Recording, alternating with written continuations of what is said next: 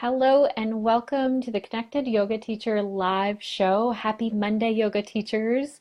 I'm super excited to be sharing this topic with you today because it is one that really lights me up. We're going to talk about an introduction to pelvic health yoga and specifically for yoga teachers. So in case you don't know me already, my name is Shannon Crow.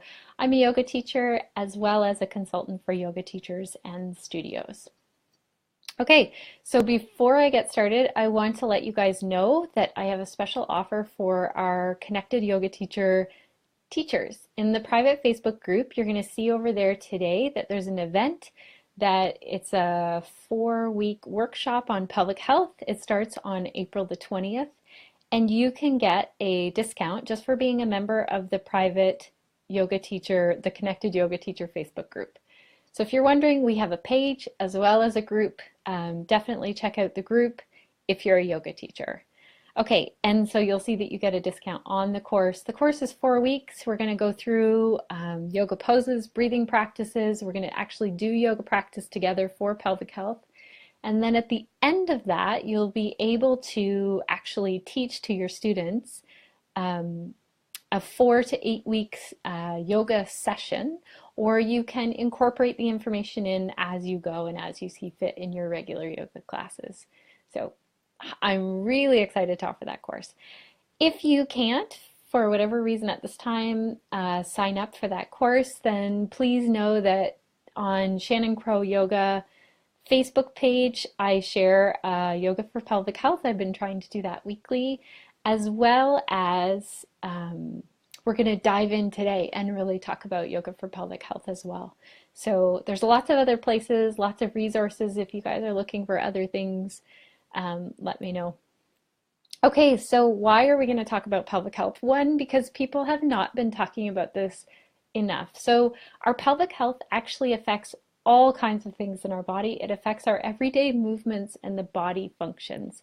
So I'm really passionate about sharing this information, especially with women who've had children. I feel like this information hasn't been out there as much, but also men and also people who haven't had a baby can benefit. Okay, you guys, I see that you're popping on live, and if you can let me know in the comments if you can hear me okay, that would be good because this is kind of take two. We had a little technical glitch going on with our previous. Paloma, I see that you're here live. Great to have you. So my story in this is that I was standing in line at Coffee Culture and I met up with a pelvic floor physiotherapist, and she actually said, "Hey, Archie Shannon Crow, you teach prenatal yoga." And this is probably, I'm going to say 2009, 2010. I'm not sure what year it was. It was a while ago. And I said, "Yes, I am." And she said, "I'm a pelvic floor physiotherapist." And I had no idea what that was. So that was Janice Taylor. And I really appreciate that she reached out that day and told me, because one thing really stuck with me is that she said in Europe, women were seeing a pelvic floor physiotherapist 11 times. And that this didn't exist here in North America, and that it was something that pregnant women were really missing out on. So she was telling me to pass the news along to my prenatal yoga students. So I did look up, what does a pelvic floor physiotherapist help people with? And I started to talk to my students about pelvic floor physiotherapy. Then when Kim McDonald and I formed Mama Nurture, our prenatal yoga school, we decided that we really wanted a pelvic floor physiotherapist to come in and do a 3-hour talk in our 100-hour RPYT training. So Sinead Dufour was the first one that came in to talk the first year with our grads, and it was life-changing. I actually realized in that 3 hours that after my 3 pregnancies, or at some point in there, I had no idea, but I had diastasis of the rectus abdominis muscles, so separation of my abdominal muscles. And this is really common. It's like 1 in 3 women get this sometime in pregnancy. And I had no idea, and I was actually doing yoga poses that would make this worse or not help, that's for sure. So I was doing some planks and some different core stuff, and So then I made an appointment with a pelvic floor physiotherapist, and that was also life-changing. I felt like it was so much time and information that I'd never heard before. And this is when I was even starting to study it. So, um, let's see, what did I want to talk to you guys about next? I have to stay on track with this because I could go on and on about public health. So I started to take more courses and I started to really specialize in yoga for pelvic health. And I got really excited thinking, you know what, I can share this with students even if we don't call it yoga for pelvic health. So I was teaching gentle hips and shoulders and bringing a lot of it in. So men and women both can really benefit from this. So let's just go through why is it important. So if we look at the core, often people are really focused on the core, how important it is. But just remember that the core is actually not the six-pack abs. So often we will hear about, engage the core, engage the core. Just so you guys know, there's going to be 3 pelvic health specialists come and talk on the Connected Yoga Teacher podcast. I've got those interviews up and ready and going to my editor, Rob, who's awesome. Trista Zinn is going to talk to us about breathing. Kim Vopni is going to talk to us, and Shelley Prosco. So these are 3 big names in the pelvic health world, and I get really excited about sharing this with yoga teachers because it really applies to our classes and what we're teaching, movement and breath.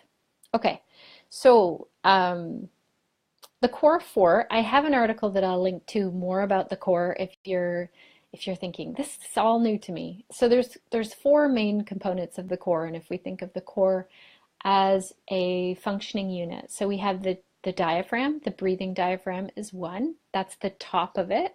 So we think the top of this canister.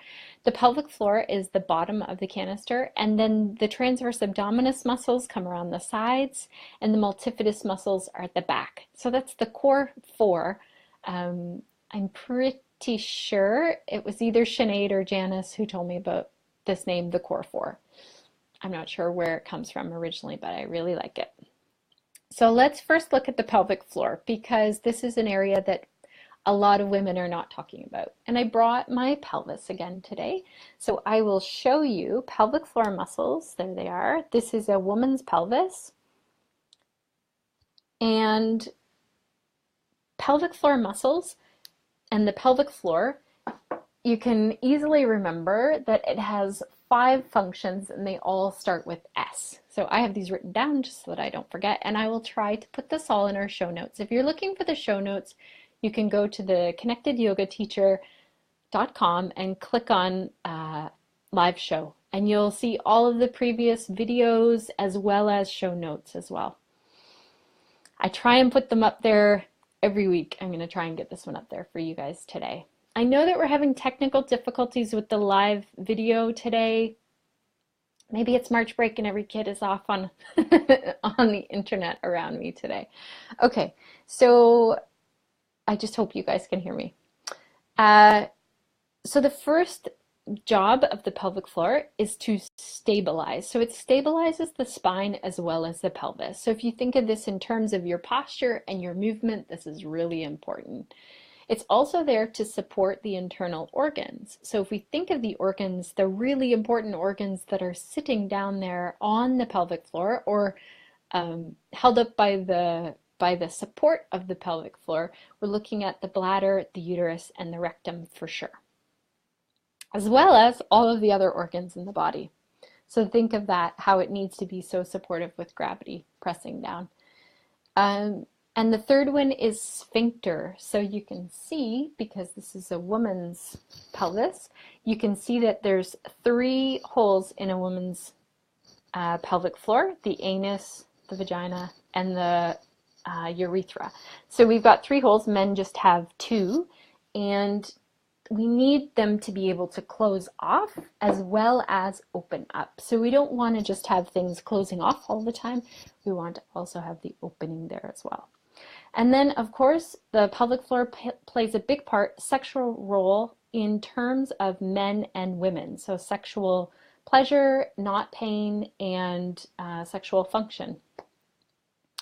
The 5th one is sump pump. So this is one that we get with every breath. So the pelvic floor and the diaphragm are moving together. If you want to know more about this, I did a live show all about breath, and there's lots more information in that as well.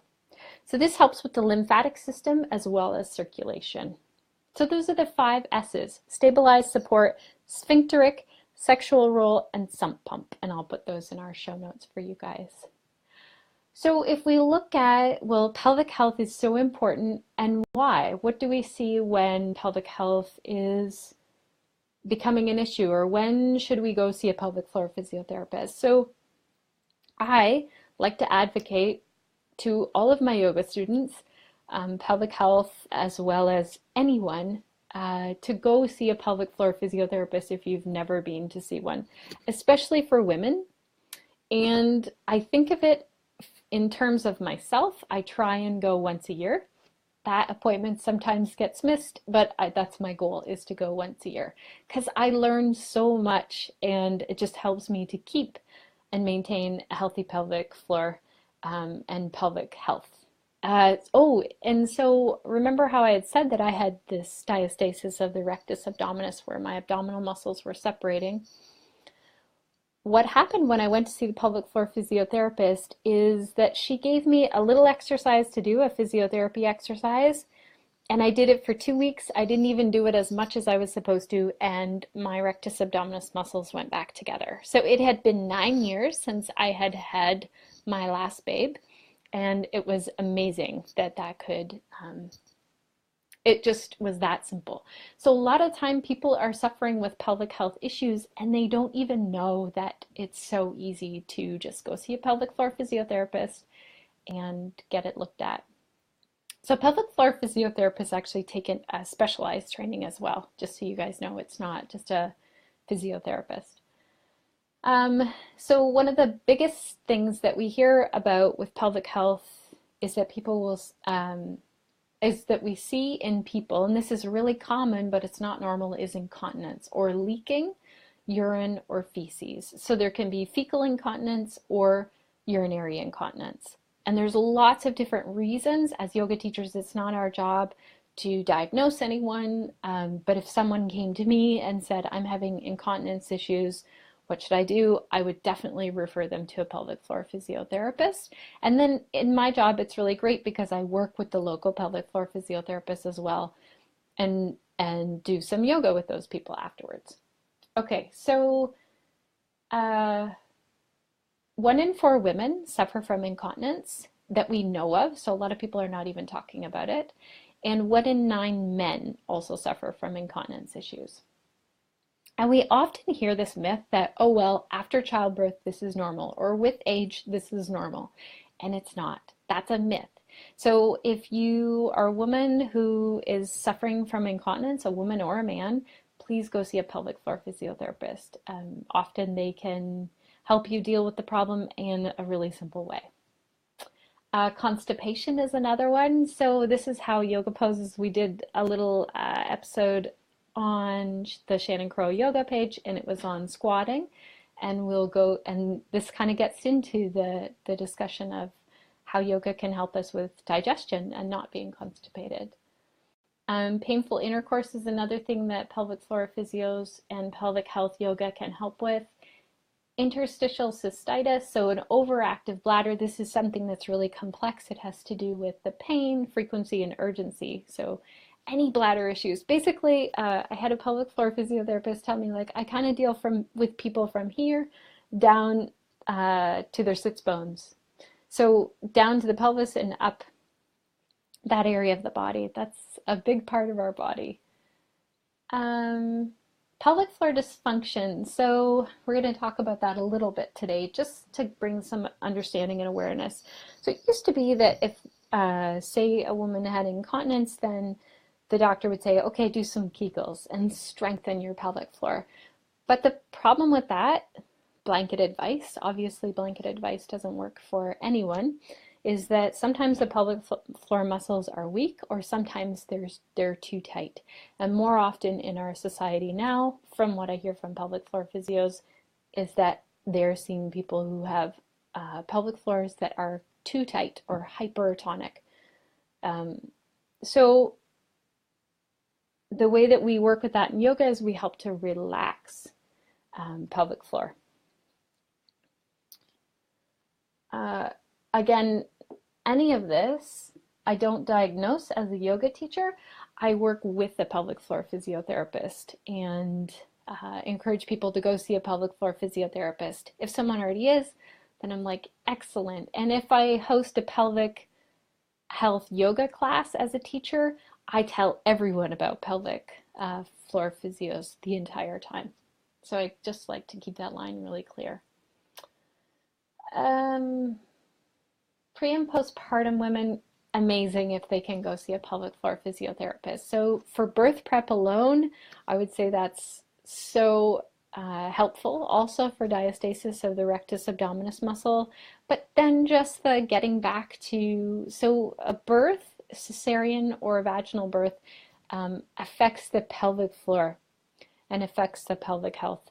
A birth that goes smoothly and really well, even a birth like that. So that's something to keep in mind. Pre and post surgery, especially like abdominal surgery, hysterectomy, I always say to people, have you gone to see a pelvic floor physio? I sound a bit like a broken record that way. Pelvic girdle pain, definitely. We talked about this last week. Shannon Yoga Facebook page, there's a video on there about pelvic girdle pain, and I share the pelvic symmetry sequence. So I will try and remember to link to that in our show notes as well. And then posture is another thing that can really be helped with pelvic health yoga. Back pain. So back pain can be caused from something that's going on with the pelvic floor, which is amazing because then that gives us other tools to deal with it. And then also prolapse. So prolapse is when, so it can be a rectal prolapse or trying to think of all of the names. I'll have these for you guys. I can try and put them in the show notes as well. A rectal or a vaginal prolapse they are, but you can have where the organs, so the bladder, the uterus, and the rectum, start to prolapse out through the holes, usually the vaginal hole for women. And this is more common than we actually thought it was. So last I talked to Sinead DeFort, and she said it's 1 in 3 women who've had a baby have some sort of prolapse, and many of them don't even know it. So this is the way to find that out is if you go see your pelvic floor physio. Okay, I think I've said that a lot of times in this video. So also for yoga teachers who are wanting to teach pelvic health yoga, I talked about at the beginning of this how I'm offering a course. It's going to be a 4-week course. And we're going to actually do an experience yoga for pelvic health, as well as I'm going to give you a booklet that has class plans all printed out, ready to go, yoga poses as well. And if you guys have any questions, let me know. Last week we did anatomy of the pelvis, so we worked more on the bony pelvis. I can give you a good visual image of the pelvic floor muscles if you want to kind of learn the anatomy of that. If that's an interest to you, put a comment in here. And yeah, I'm excited for you guys. This is kind of an overall.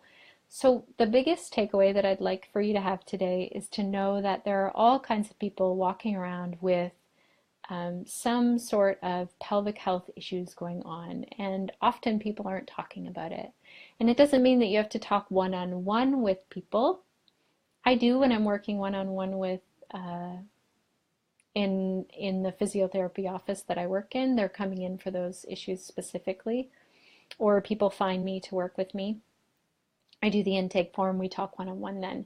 But you may be talking to a large yoga class. So this was my experience. I was teaching a yoga class, and I had decided to do the class on pelvic health yoga just because it was something that was really fresh. I'd just come out of a training with a pelvic floor physio. I brought some cards for the pelvic floor physiotherapy therapist in my area, and half of the women at the end of the class came up and took a card. And I was a bit shocked. This is just at the very beginning for me. So it is something that is affecting people's emotional and physical well-being, and it's something that as yoga teachers we can really have a big impact on. The other thing that I'm very passionate about is learning about the core and how it works. So if we think of the core, and you're going to hear in the podcast with Trista Zinn, we're going to hear about this. She talks about the core unit being like a tube of toothpaste. So if we squeeze that tube of toothpaste, the pressure needs to go somewhere. So we really want to be making sure that the pelvic floor is doing its job, and is both relaxed and strong as well. It has to be both for things to work well. And this is why I don't teach any sit-ups. I really caution people around doing core exercises, especially if the core is not working, if there's something showing up in terms of core dysfunction. Okay, and if you guys have any questions, let me know in the comments, and I'm going to get that intro together, and then I'm going to be doing a live video today on the Shannon Crow Yoga page doing the jellyfish breath, and we're going to talk a little bit more about pelvic floor. So if you want to pop over there, you can. I'll try and put a link as well to it in the show notes. Okay, thanks you guys for tuning in live. Next week we're going to talk about creating and growing a student email list, and the week after that we talk about creating Facebook Live videos as a yoga teacher. If anyone has suggestions about upcoming topics that you'd like on the show, I am making up the spring schedule. Take care. Bye.